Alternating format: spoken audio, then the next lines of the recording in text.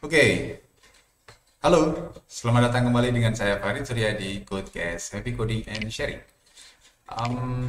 Ternyata sudah lama sekali saya tidak bikin konten. Nah, kali ini saya akan bikin konten yang ringan-ringan tentang pengembangan perangkat lunak. Jadi saya sedang menyusun sebuah cara untuk memberikan pemahaman kepada teman-teman mahasiswa khususnya untuk belajar tentang bagaimana pengembangan perangkat lunak itu sebenarnya dalam cara pandang yang utuh. Cara pandang utuh yang saya maksud adalah kita bisa melihat setiap sudut pengembangan perangkat lunak dari sudut pandang yang lebih global, tidak hanya dari sudut pandang sebagai seorang programmer saja, sebagai seorang UI UX designer atau developer saja, sebagai seorang sistem analis saja dan seterusnya ya, parsial begitu. Tapi saya ingin memberikan pemahaman kepada teman-teman tentang bagaimana cara membuat sebuah perangkat lunak dalam kacamata yang lebih global atau lebih menyeluruh. Nah, learning path-nya itu kira-kira begini ya. Learning path-nya itu ada beberapa topik yang pelajari. Di dua course pertama kita belajar tentang Introduction of Software Engineering and SDLC. Ini membahas tentang bagaimana cara sebuah software itu dibangun, metode pengembangannya gitu ya. Ada waterfall, ada agile, ada Scrum, ada beberapa metode-metode yang bisa kita gunakan untuk melakukan pengembangan perangkat lunak secara tim atau dengan kata lain adalah skala industri bisa dibilang begitu ya. Kemudian di course kedua saya menjelaskan tentang software artifact yang di sini menjelaskan tentang apa saja sesuatu yang tangible gitu ya, yang nyata bisa dilihat yang terlibat di dalam pengembangan perangkat lunak. Ini penting untuk diketahui karena menurut saya ada beberapa kebutuhan-kebutuhan yang harus kita penuhi selama kita mengembangkan sebuah perangkat lunak. Misalnya dokumen-dokumen yang itu relevan dengan pengembangan perangkat lunak dan itu membantu dalam proses pengembangan perangkat lunak gitu ya. Walaupun di beberapa metode itu mengesampingkan dokumentasi gitu ya, mengutamakan fungsional dan sebagainya, tapi saya akan memberikan satu pandangan yang menyeluruh tentang urgensi dari setiap artefak pengembangan itu related dengan metode pengembangan yang digunakan. Misalnya nanti saya bahas tentang metode waterfall misalnya gitu ya, itu di dalamnya artefaknya apa aja yang ada di dalamnya. Atau misalnya rapid application development itu artefak yang di dalamnya itu apa saja dan seterusnya gitu ya. Ini di pertemuan yang course 1 dan 2. Di course berikutnya saya pecah jadi dua. Yaitu di pertama itu fokus pada proses-proses yang sifatnya requirement engineering. Karena di sini fokusnya outputnya adalah kita susun sebuah dokumen ya, SRS dokumen, Software Requirement Specification. Ada beberapa yang pakai FRD, pakai Functional Requirement Document, tapi yang saya pakai di sini di dalam course ini adalah Software Requirement Specification yang saya acu dari beberapa dokumen di IEEE gitu ya. Dan ini juga dipakai oleh di beberapa proses pengembangan di beberapa perusahaan. Terus blok kedua ini saya fokus pada sebuah desain.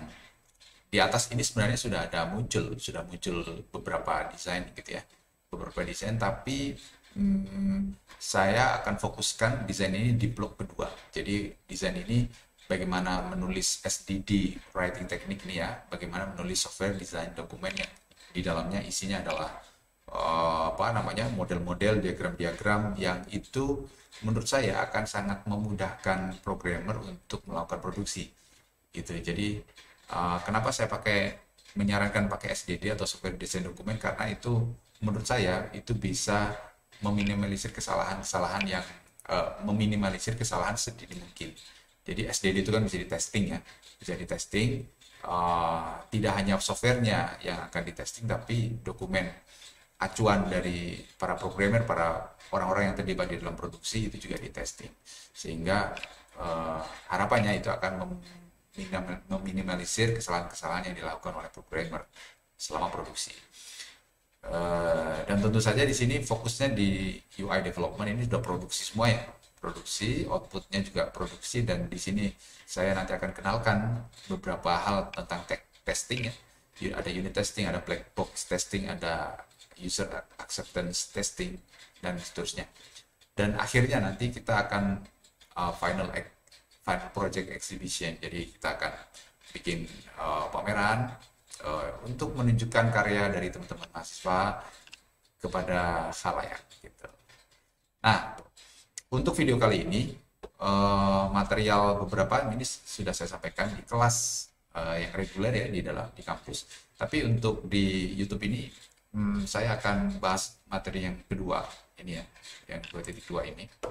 Oh sorry, 2.1. Salah ini ya, 2.2. Oke, 2.2. Nah, yaitu tentang artefak pengembangan perangkat lunak. Oke. Jadi kira-kira begini, saya akan jelaskan secara singkat, nanti akan diperdalam dengan worksheet yang sudah saya desain untuk mahasiswa semuanya. Untuk software development artefak ini, sebenarnya saya ingin menjelaskan kepada teman-teman, ingin memberi gambaran secara utuh kepada teman-teman tentang bagaimana sebuah software itu dibangun dan apa saja sih yang terlibat dalam pengembangan itu. Fokusnya ada di situ. Artefak itu apa sih? Artefak itu di beberapa sumber yang saya ulik, saya menemukan satu kesimpulan bahwa artefak itu adalah sesuatu yang bersifat tangible atau nyata, bisa dilihat, bisa dirasakan, gitu ya, bisa diserap oleh panca indera kita, yang dibutuhkan dan diproduksi dalam proses pengembangan perangkat lunak. Jadi dibutuhkan dan diproduksi, gitu ya. Jadi kata kunci itu kemudian yang saya pakai untuk membuat model seperti ini. Ya, jadi artefak itu selalu related dengan fase pengembangan perangkat lunak. Oke. Nah, yang saya contohkan ini adalah fase pengembangan perangkat lunak menggunakan metode waterfall. Sangat kuno, sangat tradisional gitu ya. Tapi ini saya pakai untuk membuat cara pandang kita menjadi lebih utuh. Fokusnya di situ, bukan metodenya ya yang kita fokuskan, tapi cara pandang kita terhadap sebuah metode itu dan apa sih yang related dengan metode-metode itu, yang itulah yang kita fokuskan gitu ya. Nah, di pengembangan metode waterfall itu ada planning, requirement analyze, kemudian ada design, ada implementation, ada testing, ada deployment and maintenance. Di dalamnya itu tentu akan melibatkan artefak dalam pengembangannya gitu ya. Nah, di sini prosesnya kira-kira begini. Sebelum planning pasti ada sebuah artefak yang diperlukan untuk data-data yang diperlukan untuk melakukan planning itu. Itu juga artefak pengembangan perangkat lunak. Entah itu bentuknya dokumen, entah itu bentuknya apapun gitu ya, yang nyata yang bisa dilihat. Kalau ingatan tidak termasuk artefak karena dia tidak tangible. Yang dimaksud dengan artefak itu adalah dia tangible, bisa dilihat, nyata, bisa diserap oleh panca indera kita. Kenapa begitu? Karena kita perlu komunikasi dalam tim, gitu ya. Kita perlu komunikasi dalam tim sehingga untuk komunikasi ide, komunikasi gagasan, komunikasi alur dan lain sebagainya itu harus ditangiblekan. Bentuknya apa? Itu fleksibel ya, sesuai dengan situasi mungkin ya, situasi pengembangan dan tools yang biasa dipakai oleh tim gitu. Tapi prinsipnya sebelum planning dia butuh artefak. Nah, setelah planning ini dia juga akan mengeluarkan artefak. Artefak yang dikeluarkan di tahap planning dia akan menjadi artefak input ya, input di dalam fase berikutnya yaitu fase requirement analyze. Dan itu berlaku terus-menerus begitu ya. Berlaku terus-menerus sampai kita memperoleh sebuah produk yang kita bangun. Tentunya kalau kita dalam pengembangan perangkat lunak, produknya salah satunya adalah perangkat lunak itu sendiri. Dan jangan salah, bahwa dalam pengembangan perangkat lunak itu hasil akhirnya itu ternyata tidak hanya software, gitu ya. Ada beberapa artefak lain yang itu juga harus diproduksi selama pengembangan, gitu ya. Nanti akan saya urai satu-satu. Nah, ini saya sudah tandai A, B, C, D, E, F sampai G. Di bawah ini, ya kan? Di bawah ini sudah saya berikan beberapa contoh. Ini tidak mutlak sifatnya ya, karena ini hanya contoh dan mungkin saja ada beberapa artefak yang belum saya masukkan ke dalam setiap fasenya, gitu ya. Nah, contohnya begini. Di planning, planning itu butuh apa sih? Artefak apa saja yang dipakai di dalam tahap planning, yang diolah datanya? Itu biasanya kalau di dalam project itu menggunakan PID namanya. PID itu Project Initiation Document. Kemudian dari PID ini siapa yang bikin? Yang bikin itu biasanya eksekutif. Ini apa namanya? Project Initiation Document ini sifatnya adalah cara pandangnya yang paling luas ya. Cara pandang bisnis, summary, apa namanya, ruang lingkupnya dan seterusnya ya. Ini ruang lingkupnya adalah manajemen. Jadi project management di ruang lingkup. Kemudian ada project planning document. Project planning document itu dia muncul ada budgetingnya, ada tim ya, ada scheduling dan lain sebagainya ya, berkaitan dengan project yang akan dilakukan. Ini di sini. Ini kaitannya bukan technical ya, technical, tapi kaitannya adalah manajemen. Itu yang dibutuhkan di fase planning. Kemudian fase planning itu dia akan mengeluarkan artefak juga. Apa yang dikeluarkan di artefak planning yang itu menjadi input di artefak di dalam proses atau fase berikutnya, yaitu requirement analysis. Saya tuliskan di sini ada beberapa yang dikeluarkan di dalam tahap planning itu. Contohnya misalnya planning itu kita sudah menentukan softwarenya mau ngapain, siapa saja yang akan kita wawancarai, kemudian metode pengumpulan datanya nanti akan seperti apa, dan seterusnya. Itu yang penting. Nah, itu sudah ditentukan di dalam tahap planning. Kemudian di tahap planning itu tentunya akan mengeluarkan, kalau itu wawancara, berarti dia ada transkrip wawancara. Jadi jangan wawancara itu seperti apa? Wawancara itu ya hanya menuliskan pokok-pokoknya saja, itu menurut saya belum cukup, karena saya membuktikan beberapa kali bahwa kita sering sekali menemukan hal-hal yang penting ketika kita membaca transkrip wawancara yang kita transkripkan, direkam dulu pakai voice atau pakai video, kemudian ditranskripkan. Ketika kita membaca transkrip itu, ada hal-hal penting yang kita highlight, yang mungkin itu akan terlewat ketika kita hanya menyerap informasi itu menggunakan pendengaran kita. Nah, jadi agak ribet sih sebenarnya, tapi kan sekarang sudah agak lebih mudah ya. Misalnya pakai voice text ya, pakai dikte yang banyak tersedia di mana-mana, itu juga bisa dipakai untuk memudahkan proses transkrip wawancara itu. Oke. Apalagi misalnya transkrip FGD atau focus group discussion, kita melibatkan eksekutif atau pihak-pihak yang terlibat di dalam aplikasi tersebut gitu ya, yang berkepentingan, itu juga diperlukan. Kemudian resum observasi, ya kan, resum dari observasi kita melakukan observasi ke sebuah tempat yang akan kita amati prosesnya dan seterusnya gitu ya. Ada dokumen SOP mungkin ya, yang kalau perusahaan atau instansi yang sudah fix, biasanya mereka punya SOP yang sudah clear begitu, kita bisa pakai itu untuk menentukan proses bisnisnya. Kemudian ada software development plan. Software development plan itu perencanaan pengembangan software. Kalau ini project planning dokumen itu perencanaan project secara keseluruhan, tapi software development plan ini dia adalah sebuah dokumen untuk menjelaskan planning pengembangannya, timeline, Gantt chart dari setiap divisi dan seterusnya gitu ya. Itu diatur di dalam software development plan. Kemudian mungkin di sini ada muncul, kalau pakai Scrum itu mungkin muncul sprint pertama apa, sprint kedua apa gitu ya, dan seterusnya. Itu mungkin ditentukan di dalam software development plan ini gitu. Kemudian ini semuanya yang B ini akan masuk ke requirement analysis ya. Jadi requirement analysis butuhnya apa? Butuhnya data-data ini semuanya.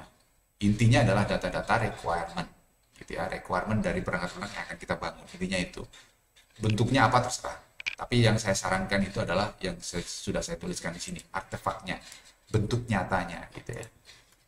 Tidak boleh kita menggunakan ingatan. Tidak boleh kita menggunakan asumsi gitu ya. Asumsi semuanya harus ditangiblekan karena kita bekerja dalam tim yang itu harus dikomunikasikan antara satu dengan yang lainnya. Nah, apa yang dikeluarkan di tahap requirement analysis ini? Tahap requirement analysis ini biasanya mengeluarkan setidaknya spesifikasi perangkat lunak. Apa yang dipakai? Biasanya ada beberapa perusahaan atau orang yang suka pakai SRS atau Software Requirement Specification. Ini template-nya sudah jelas dari IEEE ya, Community of IEEE. Kemudian ada juga yang pakai Functional Requirement Document. Mirip-mirip sebenarnya, tapi intinya di dalamnya mereka menjelaskan tentang requirement ya, kebutuhan perangkat lunak yang harus ada di situ. Isinya apa? Nanti kita bahas bagaimana menuliskan SRS yang benar. Tapi saya kasih bocoran dikit, SRS itu dalamnya apa? Di dalamnya itu nanti akan kita kasih format gitu ya. Kita akan kasih format yang clear, yang isinya menjelaskan tentang fungsionalnya apa, kemudian flow-nya apa, terus apalagi urgensinya ya, urgensinya itu priority-nya itu high, low atau medium, alternatif flow-nya itu seperti apa dan seterusnya ya. Itu dituliskan sebaiknya komplit sehingga seorang UI UX designernya itu lebih enak tuh. Nanti bekerja hanya menggunakan flow yang membaca flow di dalam requirement itu mereka sudah mengerti ya tentang alurnya nanti akan seperti apa. Dan mungkin proses penulisan SRS ini juga tidak bisa dilakukan sendiri oleh salah seorang yang terlibat di dalam pengembangan, misalnya software analis saja. Mungkin di situ juga akan melibatkan UI UX researcher ya, peneliti untuk UI UX-nya dan seterusnya untuk menuliskan dokumen SRS yang baik. Itu. Nah, dari situ itu akan masuk ke menjadi input dari fase berikutnya yaitu desain. Desain itu mereka akan mengeluarkan beberapa artefak juga. Apa misalnya? Artefaknya misalnya ini SDD atau Software Design Document. Isinya apa? Isinya adalah model-model. Biasanya yang beberapa yang masih dipakai sekarang adalah UML ya, Unified Modeling Language ya. Itu bisa dipakai, ada class diagram, ada use case diagram, ada class diagram, macam-macam diagram gitu ya, untuk memodelkan database-nya dimodelkan pakai class diagram atau RD gitu ya misalnya gitu ya. Kalau RD dia harus relasional, kalau class diagram gitu dia bisa fleksibel, bisa untuk panduan relational database ataupun yang non relational database. Kemudian di sini dia akan mengeluarkan wireframe juga ya, wireframe dari sisi desain, dari sisi user interface-nya. Ini juga sama ya, UI design itu adalah desain dari sisi user interface-nya. Kemudian berikutnya adalah desain ini masuk ke tahap implementation. Implementation itu apa? Nah, kalau sudah tahap implementation dan lengkap semua artefaknya, ini akan sangat enak. Kenapa? Kenapa enak? Di sini mungkin ada ini ya. Sorry.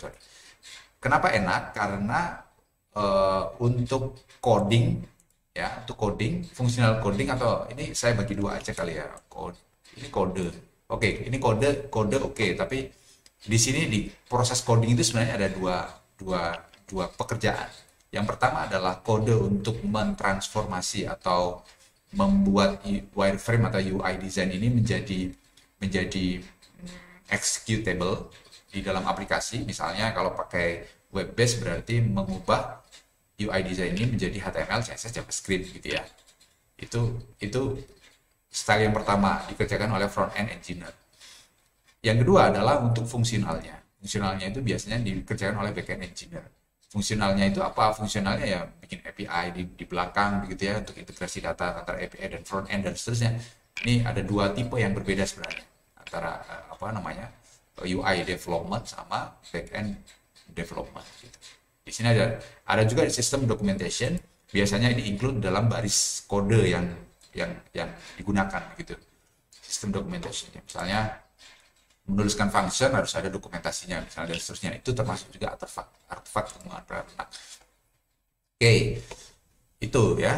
Kemudian dari implementation itu apa ini ya, kalau di waterfall ada namanya testingnya di akhir gitu ya, testingnya di akhir. Kalau di beberapa metode itu ada yang setiap fase itu di testing, setiap fase testing gitu ya, sifatnya apa namanya cycle gitu ya, incremental dan cycling gitu.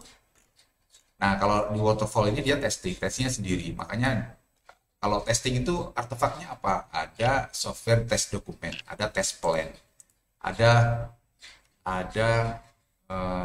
bug report dan seterusnya ya. Mungkin bisa ditambahkan nanti di sini. Ada banyak sekali. Tapi yang saya contohkan di sini adalah software test dokumen dan test plan. Itu. Kemudian di sini ada deployment and maintenance. Itu apa? Ya, kode-kode ini kan di-deploy ini. Di-deploy begitu ya, di-deploy nanti dia jadi apa? Jadi user guide, instalasi guide, and user dokumen, sistem dokumen, software itu sendiri ya. Di sini belum ada malah softwarenya. Produk software itu juga penting ini ya kan, itu kan produk utamanya. Oke, produk utamanya software. Nah kira-kira begitu, jadi intinya begini ya, ini kata kuncinya begini: setiap fase dalam pengembangan perangkat lunak memerlukan dan menghasilkan artefak, itu kuncinya. Satu artefak yang digunakan di dalam sebuah fase, yang diproduksi pada sebuah fase, dia akan menjadi input ke fase berikutnya. Intinya begitu. Nah, ini kalau untuk riset ya, untuk riset atau untuk penelitian skripsi misalnya, maka ini harus clear semuanya. Ya, input outputnya harus clear. Itu kunci untuk sukses di dalam pengerjaan skripsi untuk apa namanya pengembangan perangkat lunak itu adalah artefak di setiap fase itu harus clear, inputnya apa, outputnya apa. Clear semuanya. Kalau kamu bisa menjelaskan itu akan beres skripsi kalian. Oke, topiknya itu kita semoga di penjelasan yang singkat ini bisa memberikan gambaran kepada teman-teman tentang pengembangan perangkat lunak yang apa namanya dalam kacamata yang lebih luas atau lebih umum. Worksheetnya ada dua yang saya desain di sini. Yang pertama adalah memilih salah satu metode pengembangan perangkat lunak selain waterfall, karena waterfall sudah saya contohkan di material 2.2. Kemudian ditentukan, dibuat visual seperti halnya di material ini ya, ada input, ada output, dibuat visual seperti ini, tapi metodenya diganti, metodenya pilih metode yang apa namanya, salah satu metode yang sudah saya sampaikan di course yang pertama, gitu ya. Kemudian dibuat artefak apa saja yang terlibat di dalam metode itu, setiap fasenya.